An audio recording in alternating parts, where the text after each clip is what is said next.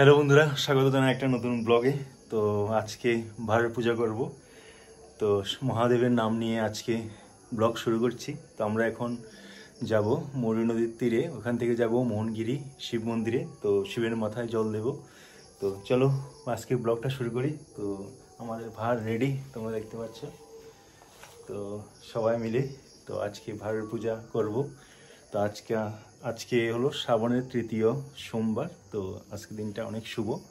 তো চলো আজকের ব্লগটা শুরু করি, তোমাদেরকে ভাঁড়ের পুজো দেখাই। বন্ধুরা, এখন বাজছে রাত 3টা। আমি বেরিয়ে পড়েছি, আমার ডগিও আমার সাথে সাথে যাচ্ছে। তো আমি যাব এখন মেইন রোডে, আমি পাড়া রোডে এখন আছি। তো দেখতে পাচ্ছ আমি এখন সাতমুড়া এসে পড়েছি। তো চৌমনি যাব, চৌমনির থেকে সবাই একত্রে মিলিত হব। তো এরপরে আমরা বেরিয়ে পড়বো। ওখান থেকে সব আসলে, পাড়ার লোক সবাই আসলে। তো মোটামুটি অনেক লোক এসে পড়েছে এখন।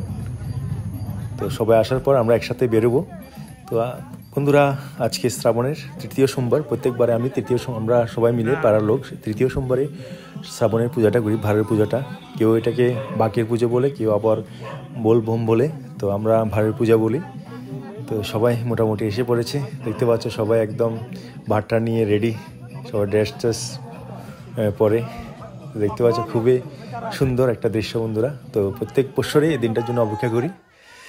তো পাড়ার সবাই মিলে আমরা এই পূজাটা করি। আমরা যাবো এখন মৌরী নদীতে, মৌরী নদী থেকে জল তুলব ডুব দিয়ে। এরপরে মোহনগিরি শিব মন্দিরে যাব। তো এখানে শিবের মাথায় জল ঢালবো, পুজো করব। তো বন্ধুরা, আমরা হেঁটে হেঁটে একদম রওনা হলাম। তো আধা ঘন্টার মতো লাগবে। বন্ধুরা, তোমরা তো সবাই জানো শ্রাবণ মাস হলো গিয়ে মহাদেবের সবচেয়ে প্রিয় মাস। তো এই মাসে পুরা ইন্ডিয়ার মধ্যে বোম ভোলের জয় জয়কার থাকে। পুরা ইন্ডিয়া শ্রাবণ মাসটা মানায় মহাদেবের ভক্তরা। তো শ্রাবণ মাস কেন মহাদেবের এত প্রিয় তোমাদেরকে একটু বলবো।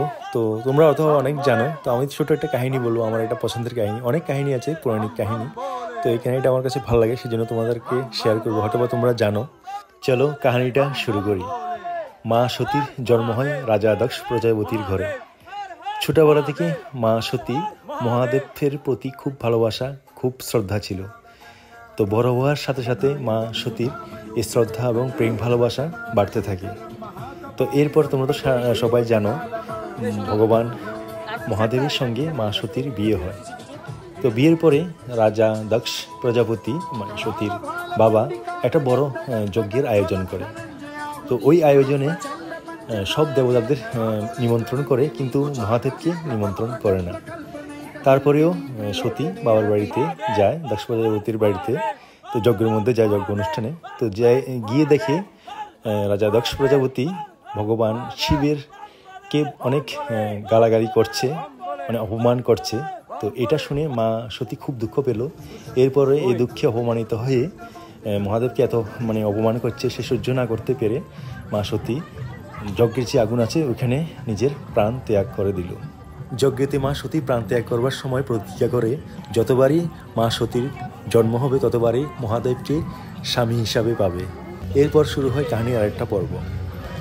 মা সতীর পুনরায় জন্ম হলো রাজা হিমবান এবং রানী মেনার ঘরে পার্বতী রূপে। তো ছোটবেলা থেকে পার্বতী ভগবান শিবের প্রতি ভক্তি, আস্থা এবং শ্রদ্ধা ছিল। এরপর বড় হওয়ার সাথে সাথে শ্রদ্ধা, ভক্তি এবং প্রেম ভালোবাসা বাড়তে লাগলো। এরপর আসলো সেই বিশেষ মাস শ্রাবণ মাস। তখন যুবতী পার্বতী শিবের আরাধনা করতে লাগলো, কঠোর আরাধনা, ধ্যান সাধনা করতে লাগলো শিবকে পাওয়ার জন্য।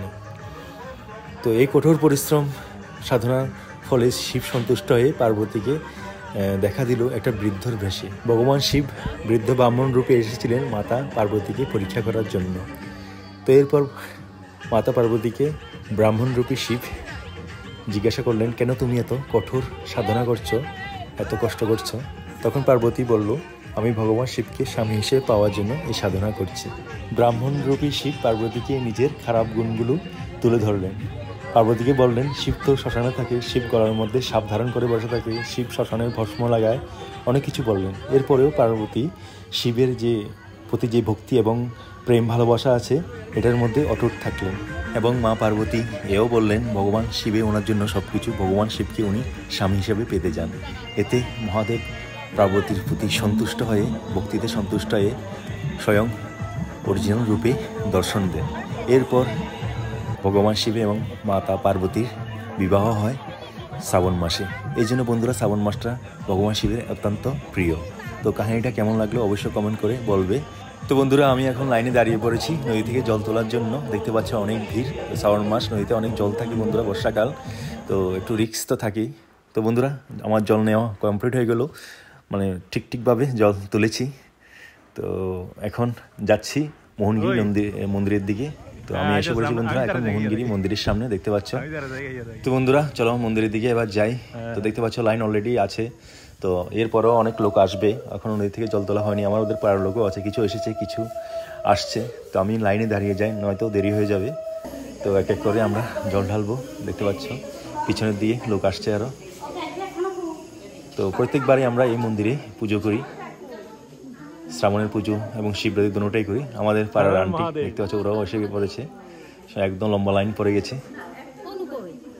তো এই মন্দির মোহনগিরি মন্দিরটার মধ্যে বন্ধুরা প্রত্যেকবার আমরা শিবরাত্রিও করি, ভাড়ে পুজোও করি, খুব ভালো লাগে, সবাই মিলে একসাথেই করি পাড়ার লোক। অনেক মন্দির আছে বন্ধুরা, তো আমরা প্রত্যেক বছর এই মন্দিরেই করি, নদী কাছে সেজন্য, আর এখানে সব শিবরাত্রিও করি সেজন্য এই মন্দিরটাতেই করি। তো দেখতে পাচ্ছ ভক্তরা জল দিচ্ছে, পুজো করছে। তো বন্ধুরা এসে বললাম আমি এখন মন্দিরের ভিতরে। তো এখন জল ঢালবো, পুজো করব। তো বন্ধুরা আমার পূজা জল ঢালা কমপ্লিট, হর হর মহাদেব। তো খুব ভালো লাগছে বন্ধুরা, সবাই একসাথে পুজো করছে। অনেক লাইন দেখতে পাচ্ছ, অনেক লোক আসছে আরও।